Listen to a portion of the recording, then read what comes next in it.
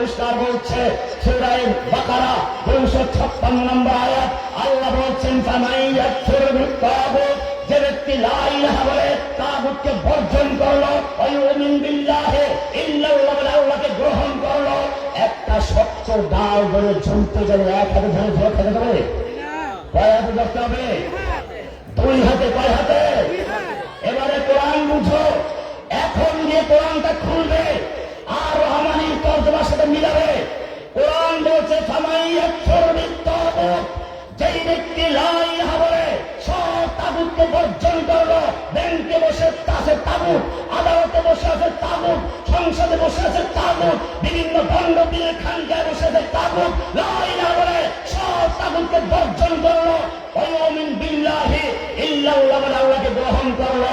আল্লাহ বলছেন ফাকাদ ইসতামসাকা, সে মাসাকা বলেন নাই, ইসতামসাকা দুই হাতে ধরেছে, শক্ত হয়ে ধরেছে।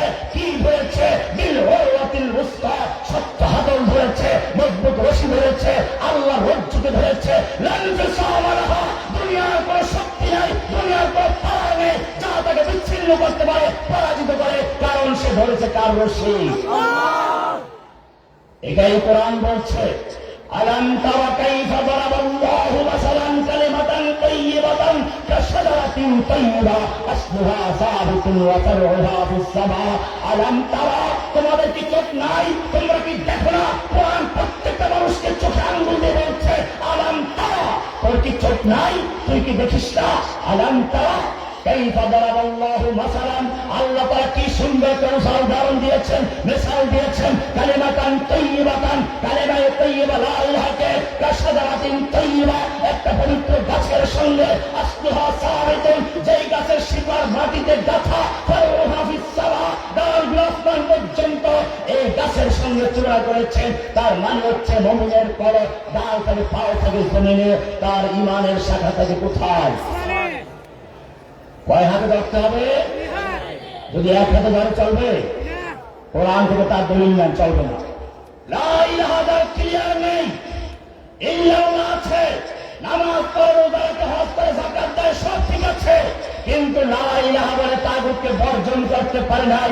আল্লাহকেও মানে, তাগুতের সাথে দুস্তিও আছে, আল্লাহকে মানে, হজ করতেও যায়, আবার দিল্লিতে গিয়ে মূর্তির সামনে দাঁড়ায়, আবার মসজিদে গিয়ে বলে রাসূলের আদর্শই ভুটান মহাদ সুন্দর আদর্শ, আবার মন্দিরে গিয়ে বলে দুর্গা দেবী গদে চলে আসলে ফসল বেশি হয়। আল্লাহ তাআলা বলছেন ওয়ামাই ইউশরিক বিল্লাহি, যেই ব্যক্তি লা ইলাহা বলে তাগুতকে বর্জন করতে পারে নাই, শিরক করে, আল্লাহ বলছেন ফাকান্নামা ফাররা মিনাস সামা। আগে হাতল ধরেছিল, কার রশি ধরেছিল? আল্লাহ বলছেন লা ইলাহা যার ক্লিয়ার নেই, ফাররা মিনাস সামা, আসমান থেকে ছিটকে পড়েছে, ও রশি ছিঁড়ে গেছে। রহমানি বলছেন কে? ফাকান্নামা ফাররা মিনাস সামা, যেন সে আসমান থেকে তার রশি ছিঁড়ে পড়েছে। ওয়ামাই ইউশরিক বিল্লাহি, যেই ব্যক্তি আল্লাহর সাথে শিরিক করলো, ফাকান্নামা ফাররা মিনাস সামা, সে যেন আসমান থেকে ছিটকে পড়েছে, আসমান থেকে ছিটকে পড়েছে। ফাতাখতাফুহু তাইরু, অতঃপর পাখি তাকে ছোঁ মেরে নিয়ে গেছে। কোন পাখি ছোঁ মেরে নিল? আসমানের থেকে চিল পাখি নয়, বাস পাখি উদ্দেশ্য নয়, মাছরাঙ্গা নয়। এইখানে উদ্দেশ্য যে তুমি যে বারবার বলো শায়েখ আমাদের ছেলেগুলো, যুবক ছেলেগুলো খ্রিস্টান হয়ে যাচ্ছে, শায়েখ আমাদের মুসলিমদের মেয়েগুলো হিন্দুদের প্রেমে পড়ে পালিয়ে যাচ্ছে, ভয় খাচ্ছে। এই মুসলিম ভালো করে শোনো, কোরআন পরিষ্কার করে দিয়েছে, যুবক তুমি ভালো করে বুঝো, একথা আল্লাহ আগেই জানিয়ে দিয়েছেন। ওয়ামাই ইউশরিক বিল্লাহি, যেই ব্যক্তির তাওহীদের ঈমান নেই, দুই হাতে আল্লাহকে ধরে নাই, লা ইলাহা বলে সব তাগুতকে বর্জন করতে পারে নাই, ফাকান্নামা ফাররা মিনাস সামা, তার আসমানের সাথে সম্পর্ক ছিন্ন হয়ে গেছে, ছিটকে পড়েছে। ফাতাখতাফুহু তাইরু, তাকে পাখি ছোঁ মেরে নেবে। এই পাখি হচ্ছে বাউল পাখি, বাউল পাখি ছোঁ মেরে তাকে বাউল বানাবে, কাদিয়ানির পাখি ছোঁ মেরে তাকে কাদিয়ানি বানাবে, নাস্তিকদের পাখি ছোঁ মেরে তাকে নাস্তিক বানাবে। এমনি ভাবে সেকুলার পাখি ছোঁ মেরে সেকুলার বানাবে, এমনি ভাবে ফাকান্নামা ফাররা মিনাস সামা। তাহতাফু আত-তায়র ওয়া তাহবি বিহির রিহু ফি মাকানিন সাহিহ। পরিষ্কার হয়ে গেল লা ইলাহা ইল্লাল্লাহ হচ্ছে তাওহীদ। এটার নাম এক। এই লা ইলাহা বলে যদি তাগুতকে বর্জন করতে না পারো, তুমি শূন্য লেখলা। এই সিলেটের গওহরপুর থেকে শুরু করে রাজধানী ঢাকা পর্যন্ত রাস্তায় শূন্য লিখতে লিখতে ভরে ফেলেছ, কোনো মূল্য নাই। আগে একটা এক লেখো এক, তারপরে একটা শূন্য দাও, 10 হয়ে যাবে। 2 শূন্য দাও, 100 হয়ে যাবে। 3 শূন্য দাও, 1000 হয়ে যাবে। 4 শূন্য দাও, 10,000 হয়ে যাবে। 5 শূন্য লাগাও, 1 লক্ষ হয়ে যাবে। এখন তুমি যত শূন্য লাগাবে তত একটা মূল্য পাবে। আল্লাহ তাআলা বলছেন, শুনে রেখো, এই লা ইলাহা ইল্লাল্লাহ যদি আকীদা ক্লিয়ার থাকে, ওয়ালা তাহিনু ওয়ালা তাহজানু, তাহলে তোমার কোনো ভয় নেই, তোমার কোনো চিন্তা নেই। ওয়ান্তুম লা লাউলা, তোমরা তুমি বিজয়ী, তোমরা তুমি চাষনে ইন কুনতুম মুমিনিন, সত্যযুক্ত হতে পারো। কারণ কি? কারণ হচ্ছে যেই ব্যক্তি লা ইলাহা ইল্লাল্লাহ বলে আল্লাহর রজ্জুকে ধারণ করেছে, তাগুতকে বর্জন করেছে, সব কাফের মুশরিকদের থেকে বর্জন করে শুধু আল্লাহর উপর ঈমান রেখেছে, আল্লাহ বলছেন তার কোনো ভয় নেই, তার কোনো চিন্তা নেই। কেন? সূরা মুহাম্মদ 11 নম্বরে বলা হয়েছে, যালিকা বিআন্নাল্লাহ মাওলাল্লাযীনা আমানু ওয়া আন্নাল কাফিরিনা লা মাওলা লাহুম। আল্লাহ বলেছে এর জন্য যে মুমিনদের মাওলা হচ্ছেন কে? আল্লাহ। কাফেরদের কোনো মাওলা নেই, মুমিনদের মাওলা আছে, কাফেরদের কি নেই? বদরের যুদ্ধ চলছে, একদিকে আবু জাহেলের তাবুতে দোয়া হচ্ছে, ওহে রব্বে কাবা, আমরা কাবা পুনর্নির্মাণ করেছি, হাজীদেরকে পানি খাওয়াই, মুহাম্মদ আমাদের ধর্মের বিরুদ্ধে চলে গেছে, বেদিন হয়ে গেছে, বাপ-দাদার ধর্ম ত্যাগ করেছে, মূর্তি পূজা বর্জন করেছে। আল্লাহ, এই দুইটা দলের মধ্যে যে দলটা তোমার কাছে বেশি পছন্দনীয়, আগামীকাল যুদ্ধ তাকে বিজয় দান করে। এরপরে স্লোগান দিল, মহাজয়ের পরে বিজয়ের দোয়া, স্লোগান দিল উল হুবাল, জয় হুবাল, জয় বাংলা, জয় হুবাল, জয় বাংলা। আরো বলা শুরু করবো, লানাল উজ্জা ওয়ালা উজ্জা লাকুম, আমাদের উজ্জার মতো বড় বেদবি আছে, তোমাদের উজ্জা নেই। আল্লাহর নবী সাল্লাল্লাহু আলাইহি ওয়াসাল্লাম বলেন, বলো আল্লাহু আকবার। কি বলো? আল্লাহু আকবার। আল্লাহু আকবার যখন মুয়াজ্জিন ধ্বনি তোলে, হাদিস খুলে দেখো পরিষ্কার বলা আছে, মুয়াজ্জিনের ডান দিকে বাম দিকে গোটা পৃথিবীর পাথর থেকে শুরু করে গাছগাছালি, পশু পক্ষী, সমস্ত কিছু আল্লাহু আকবার ধ্বনি তোলে, সেই ধ্বনি আরশ পর্যন্ত চলে যায়। এই ধ্বনি যখন শুরু হয়ে যায়, শয়তান সহ্য করতে না পেরে জোরে জোরে ওয়ালাহু বুরাতুন, জোরে জোরে আওয়াজ করে বাতাস ত্যাগ করতে করতে পাপ মারতে মারতে দৌড়াতে থাকে। এমনকি যখন দৌড়াতে পারে না, কুত্তার পেটে গিয়ে আশ্রয় নেয়। এরপরে কুত্তাকে দিয়ে আওয়াজ করা হয়েছে কিনা? আমার ভাইয়েরা, বাংলার জমিন থেকে একজন সেই আবু জাহেলের প্রেতাত্মা উল হুবালের জায়গায় জয় বাংলা ধ্বনিকে প্রতিষ্ঠা করার চক্রান্ত করেছিল, আল্লাহু আকবার ধ্বনিকে বাতিল করার চক্রান্ত করেছিল। আল্লাহ সুবহানাহু ওয়া তাআলা জানিয়ে দিলেন, আল্লাহু আকবার ধ্বনি বন্ধ করতে যারা চায়, আসমান পর্যন্ত আল্লাহু আকবার চলে যায়, বন্ধ করতে পারে না, বরং তাদের শয়তানের মতো বায়ু ত্যাগ করতে করতে পালাতে হয়। আমরা দেখেছি এই আরেক নেবী শয়তান বায়ু ত্যাগ করতে করতে পিছনের দরজা দিয়ে পালিয়ে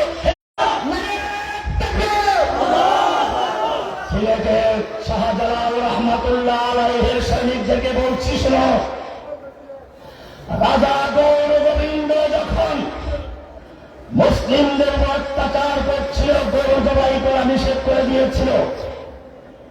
সিলেটের ইতিহাস আমার চেয়ে তোমাদের ভালো জানার কথা। বোরহানউদ্দিন নামে একজন লোক, তার দীর্ঘদিন পর্যন্ত কোন সন্তান হয়নি, একটা পুত্র সন্তান জন্মলাভ করেছে, খুশিতে গরু জবাই করে আকিকা দিয়েছে। এই অপরাধে এই রাজা গৌর গোবিন্দ তাকে ধরে নিয়ে তার ডান হাতটা কেটে দিয়েছে। যেই ছেলের জন্য আকিকা দিয়েছিল তাকেও জবাই করেছিল। দুঃখের লোকটা দিল্লিতে গিয়ে মুসলিম শাসকদের কাছে সাহায্য চাইল। মুসলিম শাসকরা তখন তার আত্মনাদে সাড়া দিয়ে শাহজালাল রহমাতুল্লাহ আলাইহিকে সহ এখানে 313 জন লোককে পাঠিয়েছিল। ইতিহাস পড়ো, রাজা গৌর গোবিন্দ তাদেরকে ধ্বংস করার জন্য তীর এবং অগ্নিবাণ নিক্ষেপ করে নিয়োগ করেছিল। তীর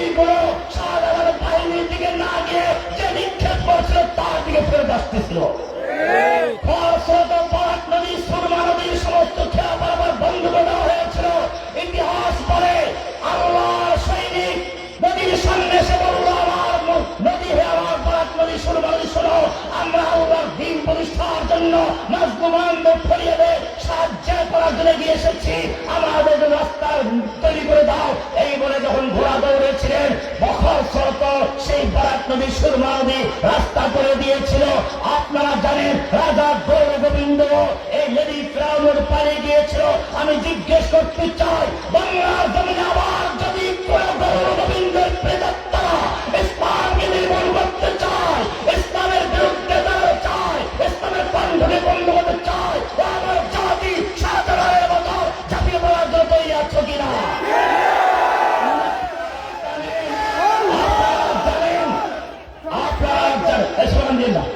আপনারা অনেক বড় কথা আছে, স্লোগানটা সমাজ করবেন না। আমার ভাইয়েরা, আপনারা জানেন মোহাম্মদ বিন কাসেম 16 বছরের একজন যুবক, এই ভারতের আরেকজন রাজা দাহিদ, তার কারাগারে 2 জন মুসলিম নারী নির্যাতিত হচ্ছিল।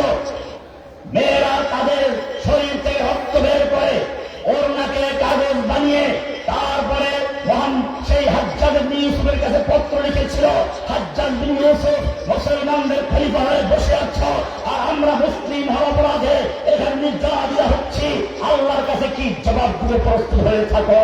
আপনারা জানেন ইতিহাস সাক্ষী, হাজ্জাজ বিন ইউসুফ ইতিহাসের মুসলিম জালিম শাসক, অনেক সাহাবীদেরকে পর্যন্ত হত্যা করেছে, কিন্তু তার রক্তের ভিতরে ইমানের চেতনা ছিল।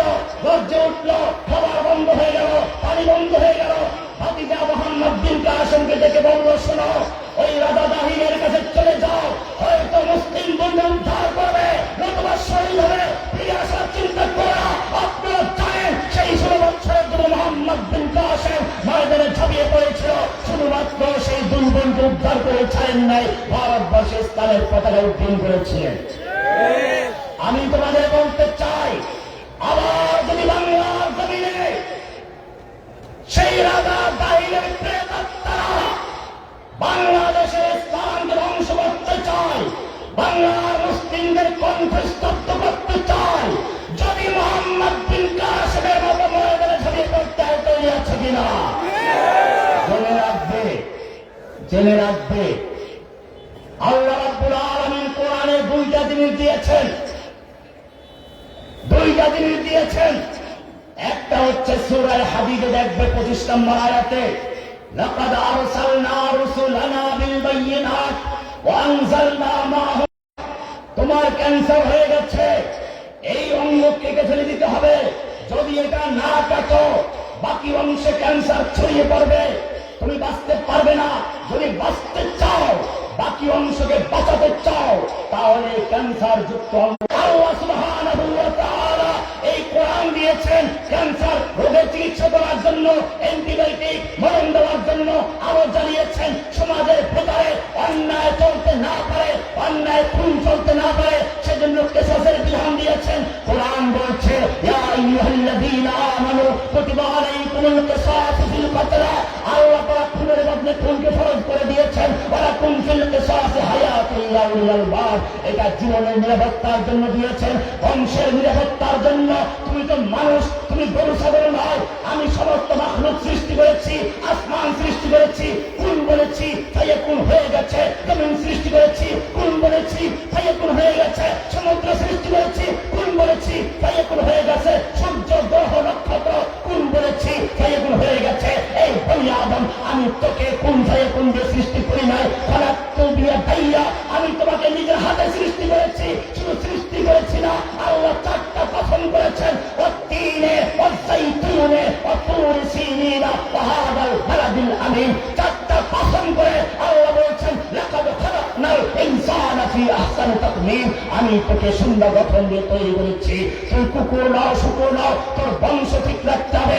তুই মায়ের সঙ্গে জেনা করতে পারবি না, বোনের সঙ্গে জেনা করতে পারবি না। তোর বংশের নিরাপত্তার জন্য আমি জেনাকে হারাম করেছি। কোরআন বলছে, ওয়ালা তাকরাবুজ জিনা, জেনার ভিতরে ধোঁকা চলবে না, ইন্নাহু কানা ফাহিশাতাও ওয়া সাআ সাবিলা, আয-যানিয়াতু ওয়াজ-যানি ফাজলিদু কুল্লা ওয়াহিদিন মিনহুমা মিআতা জালদা। আল্লাহ তাআলা বংশের নিরাপত্তার জন্য জেনার বিচারকে করলেন হারাম। আমার জাতি লা ইলাহা ইল্লাল্লাহ পড়া জাতি, তারা বলল জেনার বিচার এটা যদি সম্মতিতে করে, ছেলে মেয়ে রাজি হয়ে করে, তাহলে তাদেরকে বেশ্যা বলা যাবে না, তাদেরকে পতিতা বলা যাবে না, তারা যৌন কর্মী, তাদেরকে সামাজিক সুরক্ষা দিতে হবে, চিকিৎসা পূর্ণ করতে হবে। এজন্য নারী কমিশন সুপারিশ করলো। ও আমার জাতি, আমি জিজ্ঞেস করতে চাই, জেনারেল বিচারকে হারাম করেছেন কে? জেনারেল বিচারের পতিতা লাইসেন্সকে বন্ধ করে দেয়, তারা মুসলমান না কাফের? তুমি মালের নিরাপত্তা চাও, সেজন্য তোমাকে চোরের হাত কাটার বিধান দিয়েছে।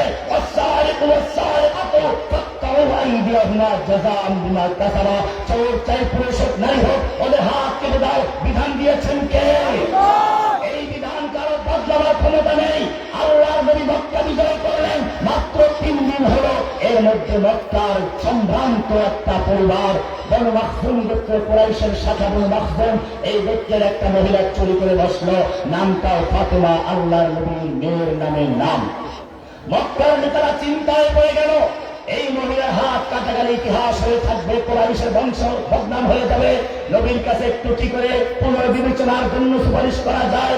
আল্লাহ নবীর পালক পুত্র ওসামা বিন যায়েদ, পালক পুত্র যায়েদ, তার পুত্র ওসামা, আল্লাহ নবীর পালক নাতি, তাকে গিয়ে ধরলো সবাই, তুমি তো নবীর নাতি, আদরের নাতি, তুমি একটু নবীর কাছে সুপারিশ করবে। ওসামা গিয়ে বুঝিয়ে বললো, ইয়া রাসূলুল্লাহ, মক্কায় একটা চুরির ঘটনা ঘটে গেছে। চুরিটা করেছে কুরাইশ বংশের সম্ভ্রান্ত নারী, নামটা আপনার মেয়ে ফাতেমার নামে নাম। এছাড়া আপনি তো কুরাইশ বংশের, তাছাড়া মাত্র মক্কা বিজয় হলো, হাত কাটা গেলে কুরাইশ বংশের বদনাম হয়ে যাবে, ওরা মোরতাদ হয়ে যেতে পারে। এই জন্য একটু হাত কাটার বিধানটা ব্যবহৃত করা যায় কিনা। হাদিস খুলে দেখুন, আল্লাহ নবীর চেহারা লাল হয়ে গেল। আল্লাহ নবী রাগ খেপে গেলেন, বললেন, ওসামা, তোমার এত বড় সাহস হলো কি করে? আল্লাহ একটা বিচার, আল্লাহ সব কিছু ব্যবস্থা হয়ে গেল, চুরির কোন প্রয়োজন নেই। তখন এই বিধান আসলো। এরপরে আবার যখন ওমর ইবনে খাত্তাবের খেলাফতকালে দেশে অভাব দেখা দিল, তিনি বিচারকদের কাছে পত্র লিখলেন, রাষ্ট্র ফরমান জারি করলেন, দেশে অভাব দেখা দিয়েছে, এখন যদি কেউ চুরি করে খবরদার তার হাত কাটা যাবে না। আমি বলতে চাই,